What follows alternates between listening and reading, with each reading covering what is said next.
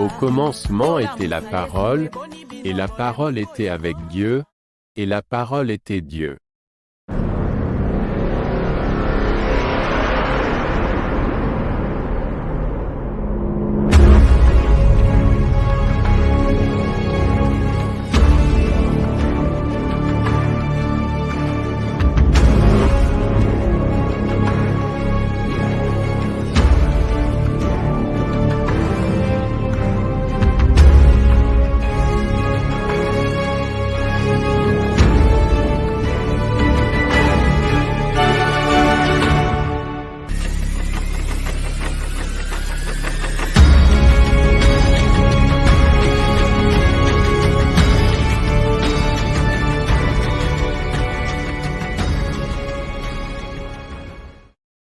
Cela importe d'autant plus que vous savez en quel temps nous sommes, c'est l'heure de vous réveiller enfin du sommeil, car maintenant le salut est plus près de nous que lorsque nous avons cru.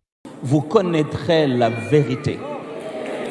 La vérité vous affranchira. Retour à la parole. Dans la chaîne de préférée, la télé sentinelle résonnant la terre de tout moyen, et a toujours pour tellement la poste comme un bâtard. On a voulu notre bien là. Il les a connus la Cathy, il accorde Christ.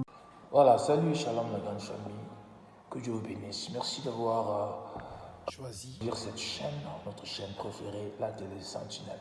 C'est notre mission, retour à la parole.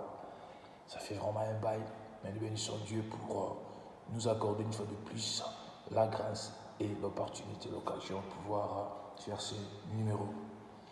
C'est vraiment un sujet très sensible qui, selon les sujets les plus controversés, qui suscite beaucoup de débats. Et je vais voir qu'il existe différentes écoles de pensée par rapport à ça. C'est en ce qui concerne le parler en langue. Voilà, aujourd'hui, par la grâce du Seigneur, avec un petit développement, nous allons essayer de pouvoir éclairer nos lanternes sur ces sujets et de pouvoir regarder ce que la Bible dit. Vous savez, les gens se font beaucoup des opinions sur des choses spirituelles. Cependant, nous avons une manuel que Dieu nous a donné. Nous avons des références bibliques qui servent nécessairement un moyen très efficace pour pouvoir établir quelconque vérité. Toute vérité que la parole de Dieu n'a pas établie, et la chose en question n'est pas vérité. C'est juste un sujet d'opinion. Parce que nous savons que la vérité, ce n'est pas l'ensemble de concepts, d'informations qu'on communique sur simplement de faits, tout ça. Mais la vérité, selon les Écritures, c'est toute une personne, c'est la personne de Jésus-Christ.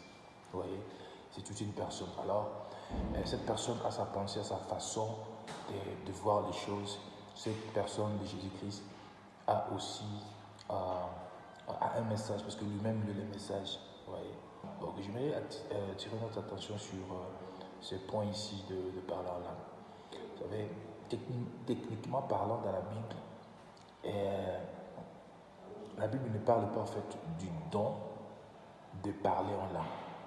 Mais pourtant, selon la classification du don que Dieu a donné dans l'Église par le ministère du Saint-Esprit, et selon la distribution de la grâce qu'il octroie à chacun, dans chaque membre du corps de Christ, la Bible dit l'un des dons, dans le 9, c'est le don de la diversité de la langue. C'est ça. La diversité de la langue. C'est-à-dire qu'il y a une diversité. En d'autres termes, il y a différents types d'expressions. Et puis je vais encore souligner sur le fait que lorsque la Bible Jésus, n'est-ce pas, avait dit que, n'est-ce pas, au jour de la Pentecôte, cela a été accompli, cette prophétie ou ce message, que vous chasserez les démons, vous parlerez de nouvelles langues. Et c'était déjà, en fait, une prophétie qu'Ésaïe, le prophète, avait déjà annoncé bien avant, des années. Et c'est une dimension, une manifestation du Saint-Esprit. C'est ça, c'est plan qui les avait séparés.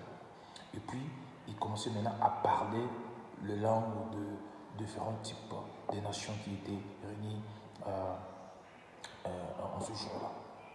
Et là maintenant, la Bible dit, le peuple leur ont entendu parler de leur en langue d'origine. Vous voyez? Alors c'était un témoignage parce qu'il rendait témoignage grâce à Dieu.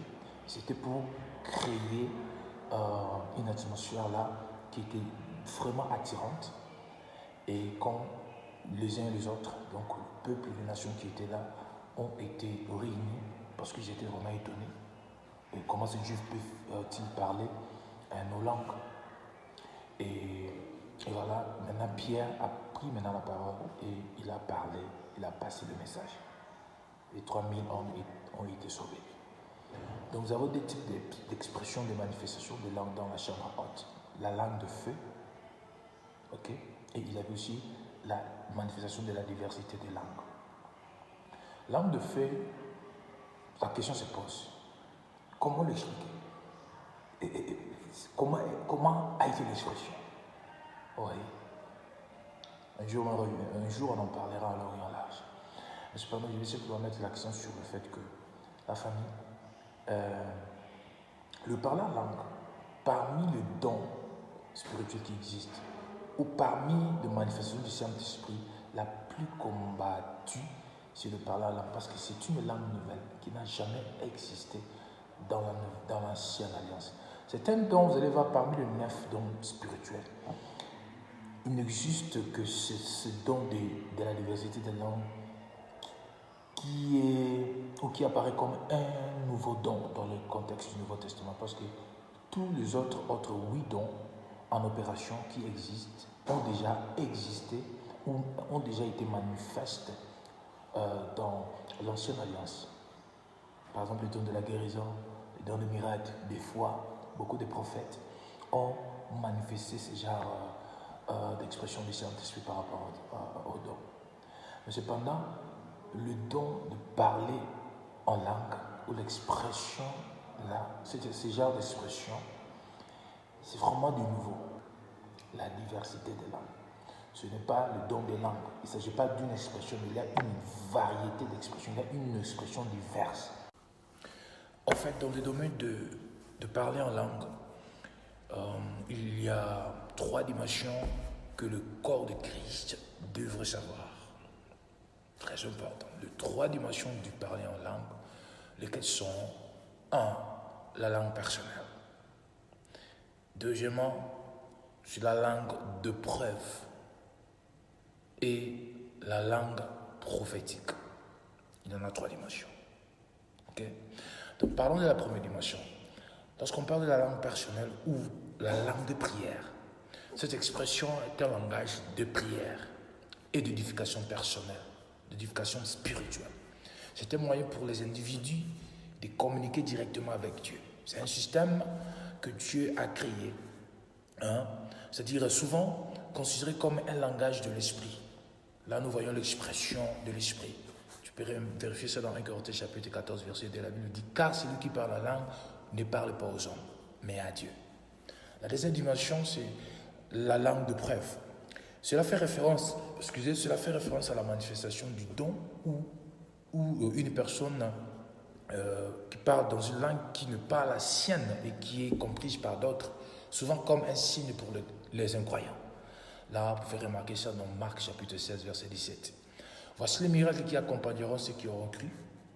En mon nom, ils chasseront les démons, ils parleront de nouvelles langues. Vous voyez cette dimension-là? Alors, cette dimension est celle-là qui a été vue au jour de la Pentecôte, avec les avec les apôtres, comme signe d'attirer l'attention des incroyants. Après quoi, Pierre les avait prêché l'évangile. Troisième dimension de langue, c'est la langue prophétique. C'est une forme de parler en langue utilisée dans le contexte d'une assemblée d'église, souvent interprétée et destinée à transmettre un message de Dieu. Là, c'est comme référence 1 Corinthiens chapitre 14, verset 27 à 28. S'il n'y a point d'interprète, comme la Bible dit, qu'on se taise dans l'assemblée et qu'on parle à soi-même et à Dieu. Cette dimension nécessite maintenant l'interprétation. Ces dimensions révèlent la richesse et la diversité du parler en langue dans la vie chrétienne. C'est pourquoi le don de parler en langue n'existe pas, en fait. Le don de parler en langue n'existe pas. C'est plutôt appelé le don de la diversité des langues. Vous voyez, non? Ce n'est pas une, mais plusieurs dimensions. Donc, lorsqu'on parle, on dit de parler en langue, c'est l'une des dimensions voilà. À un autre, le don d'opérer des miracles, à un autre, le don de prophétie, à un autre, le don de discernement des esprits, à un autre, la diversité de la langue, des langues, à un autre, l'interprétation des langues. Je me suis souvenu de cette écriture. Je vais vous donner la référence. 1 Corinthiens 12, 10. Vous voyez? Là, nous voyons la distribution de l'esprit par rapport à ça. Dans cette diversité, cela inclut à la fois la langue des hommes et celle des anges. Vous comprenez, la famille. Lorsqu'on parle du don, de la diversité de langues, c'est-à-dire c'est une diversité. Ce n'est pas une seule expression, mais l'on pourrait trouver 3 expressions, comme je l'ai énuméré justement au début de notre développement. Voilà la famille, que Dieu vous bénisse. J'espère on va encore y revenir, si Dieu le permet. S'il y a quelques soucis, quelques préoccupations, quelques questions que vous avez sur ce que nous avons pu développer ici, alors nous serons très dispos de pouvoir décanter certaines situations ou certains points qui semblent un peu ambigus. Et nous allons toutefois prendre notre responsabilité d'aller encore plus loin, toujours autour de la parole du Seigneur, pour pouvoir recevoir assez de lumière. Que Dieu vous bénisse. Restons toujours connectés à notre chaîne, la Télé Sentinelle, sur cette émission Retour à la parole, avec son humble serviteur, le pasteur Michael.